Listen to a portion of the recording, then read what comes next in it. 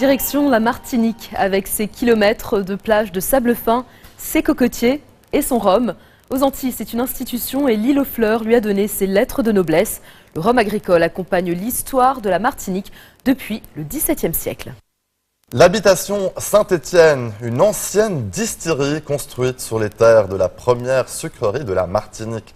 Ce domaine historique, désormais réaménagé en boutique, accueille les touristes à qui il fait partager la passion du rhum agricole martiniquais. Reportage.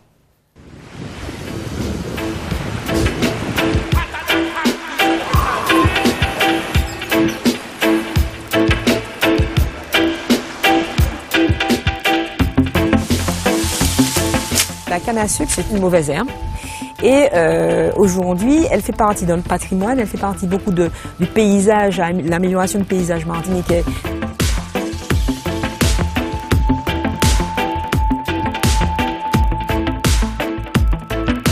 On a un savoir-faire en Martinique qui est évidemment séculaire, et notamment dans le rhum agricole, qui est particulier puisqu'on est certainement l'île qui l'a développé et qui lui confère aujourd'hui la réputation qu'il a.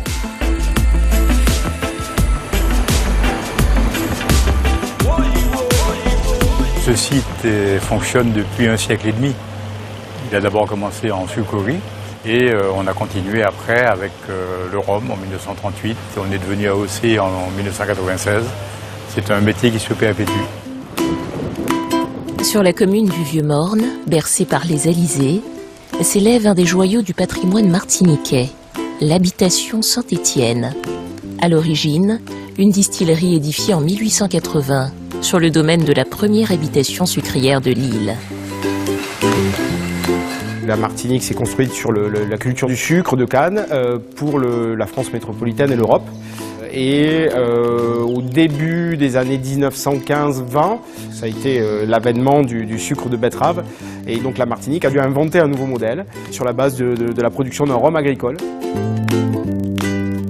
La distillerie, désaffectée depuis presque 30 ans, a décroché son inscription au monument historique. Le niveau patrimonial se retrouve au niveau des monuments, puisqu'on est dans un site absolument merveilleux, où on a beaucoup de rhums qui sont mis en vieillissement. Un vieillissement en fût, dans lesquels on fait cuver des rhums d'exception. C'est très rond, très fin. Cacao grillé, quoi. Pas chocolat, vraiment cacao. Hein. Il est prêt. Hein. La Martinique est la seule production des dom-tom à avoir une appellation d'origine contrôlée. Ce sont des produits qui sont extrêmement fins. C'est vraiment un rhum de dégustation par excellence et ça peut se goûter effectivement comme un vin, mais on pourrait le comparer à un grand cognac ou un grand Armagnac. Un breuvage à l'égal des plus grands spiritueux, à l'inverse du rhum industriel, obtenu à partir de mélasse, un jus de canne dont on a extrait tout le sucre. Si je vous fais goûter une cuillère à café de sucre de canne, vous sentirez évidemment des arômes. Eh bien, la différence avec le rhum agricole qu'on fait nous, c'est qu'on distille un rhum pur jus, c'est-à-dire un rhum qui n'a pas subi de transformation et qui n'est pas le résidu d'une production de sucre. Pour comprendre le rhum, il faut s'intéresser à la canne. Dans les mornes, on croise encore quelques employés répétant le geste traditionnel de coupe à la main. Mais les besoins de rendement ont accéléré la mécanisation. Françoise Elisabeth dirige le domaine de l'Apalin, où la récolte a commencé. La canne à sucre, en fait, elle se récolte une fois par an. Nous démarrons généralement toujours en fin janvier, début février. Et nous terminons généralement pour la fin juin. Et aujourd'hui, on doit couper 250 tonnes.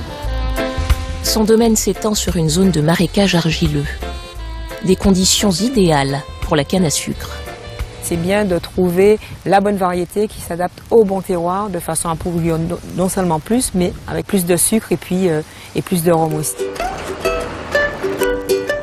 Il paraît que la canne à sucre pullule comme une mauvaise herbe. Pourtant, la Martinique n'en produit pas encore assez.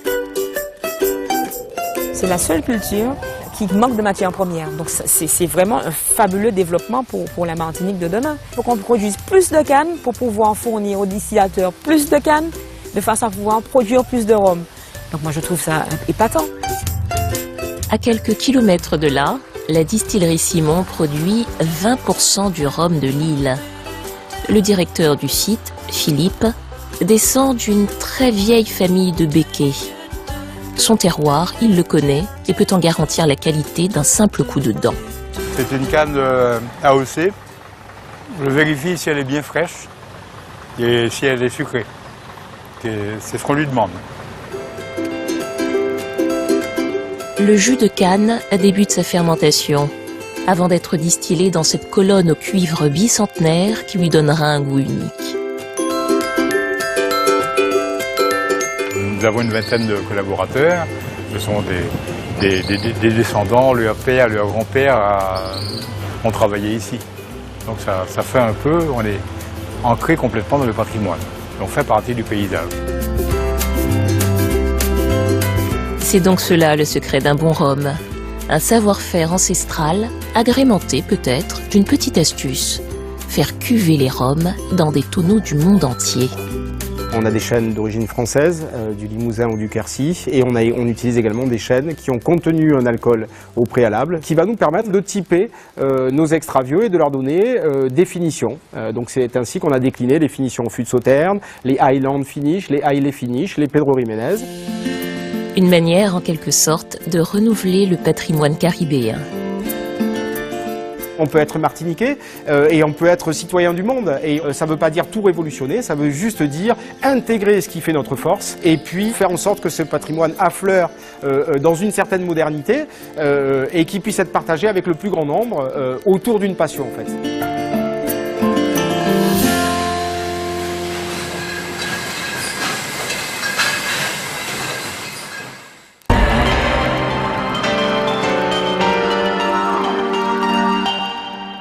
L'Allemagne est complètement débordée par l'afflux de demandeurs d'asile. Tous les centres d'accueil du pays sont complets. Le 6 mai, le ministre allemand de l'Intérieur a confirmé le chiffre de 400 000 demandes d'asile d'ici la fin de l'année. Parmi les États membres de l'UE, l'Allemagne est le pays le plus demandé par les réfugiés. Selon Eurostat, en 2014, l'Allemagne a traité 172 945 premières demandes, suivies par la Suède, l'Italie, la France et enfin le Royaume-Uni. Pour trouver malgré tout des solutions d'hébergement, les autorités allemandes et les organisations humanitaires explorent de nombreuses pistes, comme vous allez le voir dans ce reportage signé Anne Maillet. Chaque fois qu'il en a l'occasion, Karim révise ses leçons d'allemand avec sa colocatrice Mareike. Tu comprends ce que ça veut dire? Ça fait longtemps que je ne t'ai pas vu. Une vie qui ressemblerait presque à celle d'un étudiant. Mais Karim est sans papier. Originaire du Sénégal, il a traversé l'Italie pour rejoindre l'Allemagne. Après 2 mois passés dans la rue, il a trouvé ce logement grâce à une initiative privée. On vit mais très tranquillement. Le matin, on se réveille, on mange ensemble. Des fois, je pars à l'école ou cherche du travail. C'est une grande chance pour moi et c'est une opportunité aussi de, comme on dit, d'apprendre la langue. Faire le lien entre les particuliers qui disposent d'une chambre libre et les réfugiés, l'idée est venue à Mareike et ses amis il y a quelques mois en réponse au nombre croissant de demandeurs d'asile. On voulait faire quelque chose et on s'est dit que ce serait bien que les réfugiés aient la possibilité de vivre en colocation. C'est comme ça que nous avons eu l'idée de ce site. Mais on ne s'attendait pas à un tel écho. 520 personnes se sont déjà manifestées pour proposer une chambre. Un site pour afficher sa solidarité mais aussi dénoncer la politique d'hébergement des demandeurs d'asile. Les centres d'accueil sont en effet débordés, les conditions de vie de plus en plus précaires. Ce jour-là, dans le quartier de Bourg, à Berlin, les habitants font la queue pour découvrir un petit village de containers installé dans l'urgence. 480 réfugiés seront logés ici, une construction qui fait polémique depuis des mois. Ce que je trouve terrible, c'est que ce genre de solution soit nécessaire. C'est quand même triste de devoir parquer les gens dans des conditions pareilles. Moi, ça m'inquiète pour mes enfants. J'ai peur de la criminalité. Je ne sais pas si tout est vrai, mais de ce qu'on voit à la télévision, ça se passe mal dans les autres endroits où il y a déjà ce type de containers. Pour Berlin, c'est déjà le 3e village de containers. Mais ici, on en a bien conscience. Pour les réfugiés comme pour les habitants du quartier, ce genre de solution ne peut être que provisoire. On a sous-estimé les chiffres pendant longtemps et on est obligé aujourd'hui de rattraper ce temps perdu. Le nombre de réfugiés va continuer à augmenter et il faudra bien construire de nouveaux centres. Mais je ne pense pas qu'on verra encore plus de containers. Dans toute la ville, des immeubles sont réquisitionnés pour accueillir les réfugiés. Yvonne Liske travaille pour l'une des institutions chargées de leur hébergement. Ici aussi, les capacités ont augmenté, mais on mise surtout sur l'aide de bénévoles pour faire face. La hausse du nombre de demandeurs d'asile est énorme et nous faisons tout ce qui est possible pour y répondre. Mais nous avons vraiment besoin de l'aide des bénévoles. Parmi eux, il y a des voisins, des gens qui exercent plusieurs métiers et heureusement, ils nous prêtent main forte. Un réseau de 160 personnes qui donnent des cours de langue aux enfants, qui accompagnent les adultes dans leurs démarches administratives et collectent des fonds. Objectif, pallier aux défaillances de la prise en charge officielle. Ce que nous cherchons à faire à long terme, c'est les aider à trouver un emploi, les aider à trouver un appartement. Dans tous ces domaines-là, il y a énormément de choses à faire, car pour les réfugiés, tout est compliqué, en particulier la bureaucratie. Le gouvernement a débloqué 500 millions d'euros cette année pour aider les communes. Mais le pays n'échappera pas à une refonte de sa politique d'accueil. L'opposition milite pour la fin des centres d'hébergement et une intégration plus rapide des réfugiés. Il faut absolument héberger plus de réfugiés de manière décentralisée, en appartements. Si on continue à les ghettoiser, ils resteront en marge de la société et il faut absolument l'éviter. Car nous savons bien que nombre d'entre eux vont rester en Allemagne pour longtemps. Karim, lui, est bien déterminé à refaire sa vie ici avec l'aide de ses colocataires. Mais sur les 200 000 réfugiés accueillis en Allemagne en 2014, seule la moitié ont réussi, comme lui, à trouver un logement. Restez des nôtres, on se retrouve dans quelques instants. À tout de suite.